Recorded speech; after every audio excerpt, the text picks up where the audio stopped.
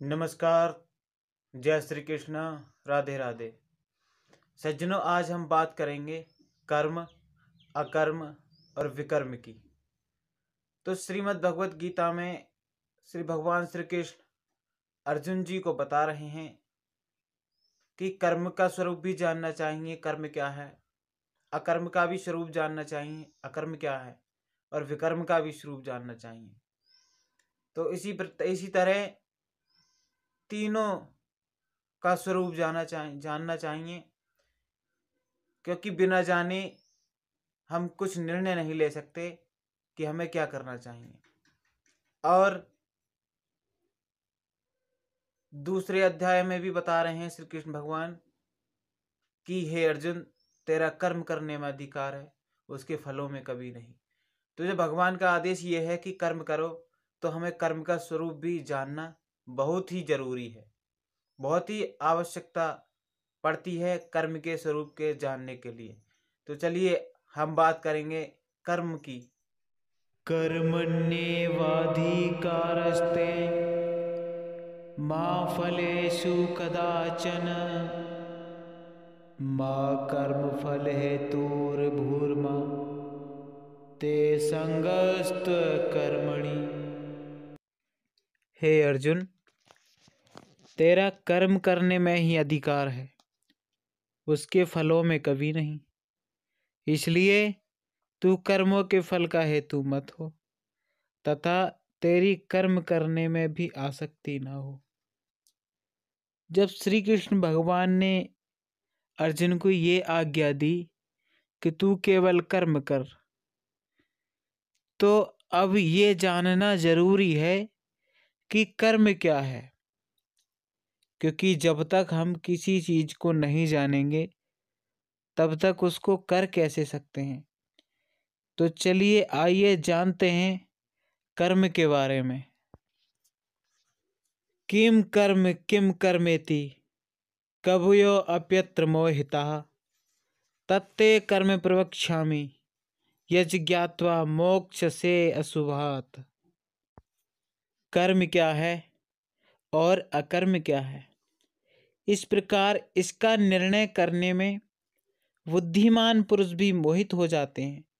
इसलिए वह कर्म तत्व मैं तुझे भली भांति समझाकर कहूँगा, जिसे जानकर तू अशुभ से अर्थात कर्म बंधन से मुक्त हो जाएगा। कर्म का स्वरूप भी जानना चाहिए और अकर्म का स्वरूप भी जानना चाहिए, तथा विकर्म का स्वरूप भी जानना चाहिए, क्योंकि कर्म की गति गहन है। जो मनुष्य कर्म में अकर्म देखता है और जो अकर्म में कर्म देखता है, वह मनुष्यों में बुद्धिमान है, और वह योगी समस्त कर्मों को करने वाला है। जिसके संपूर्ण शास्त्र सम्मत कर्म बिना कामना और संकल्प के होते हैं, तथा जिसके समस्त कर्म ज्ञान रूप अग्नि के द्वारा भस्म हो गए हैं, उस महापुरुष को ज्ञानी जन भी पंडित कहते हैं।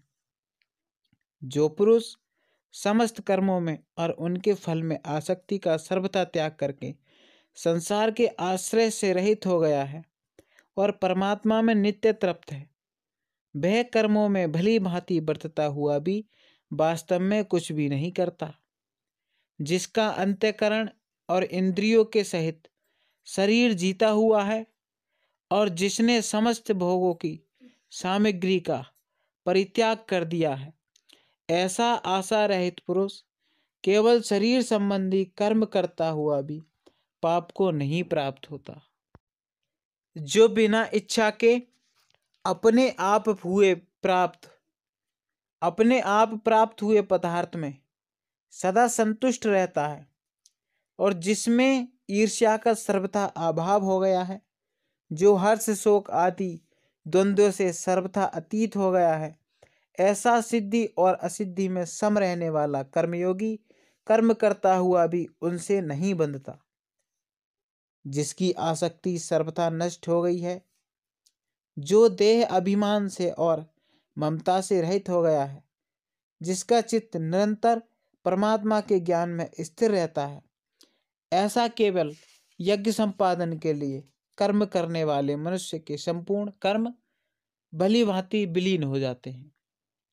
जिस यज्ञ में अर्पण अर्थात स्तुवा आदि भी ब्रह्म है और हवन किए जाने योग्य द्रव्य भी ब्रह्म है तथा ब्रह्म रूप कर्ता के द्वारा ब्रह्म रूप अग्नि में आहुति देना रूप क्रिया भी ब्रह्म है, उस ब्रह्म कर्म में स्थित रहने वाले योगी द्वारा प्राप्त किए जाने योग्य फल भी ब्रह्म ही है। कहने का भाव यही है कि श्री कृष्ण जी अर्जुन को समझाते हैं कि हे अर्जुन, कर्म करते हुए भी अकर्म बन सकता है और अकर्म करते हुए भी विकर्म हो सकता है, लेकिन जो मनुष्य अपने संपूर्ण कर्म परमपिता को, उस परमपिता परमात्मा के चरणों में अर्पण करते हुए करता है, वह मनुष्य कर्मों को करता हुआ भी वास्तव में कुछ भी नहीं करता। कहने का तात्पर्य यह है कि वो सब कुछ करता हुआ भी उन कर्मों से नहीं बंधता। जो व्यक्ति अपने संपूर्ण कर्म परमपिता के चरणों में अर्पण करके करता है, वह उन कर्मों से नहीं बंधता, और जो व्यक्ति कर्मों से बंधता है उसके लिए ही कर्म, अकर्म और विकर्म है। जो कर्मों से नहीं बंधता उसके लिए न कर्म है, न अकर्म है और न विकर्म है। वो तीनों कर्मों से परे हो जाता है और सच्चिदानंद घन परमपिता परमात्मा के चरणों में जाकर स्थान प्राप्त करता है। तो धन्यवाद सज्जनों, नमस्कार, राधे राधे। आशा करता हूँ कि आपको यह कर्म, अकर्म और विकर्म का योग समझ में आया होगा। इसी तरह की हमारी वीडियो देखने के लिए चैनल को सब्सक्राइब करें, लाइक, कमेंट करें और शेयर करें। धन्यवाद।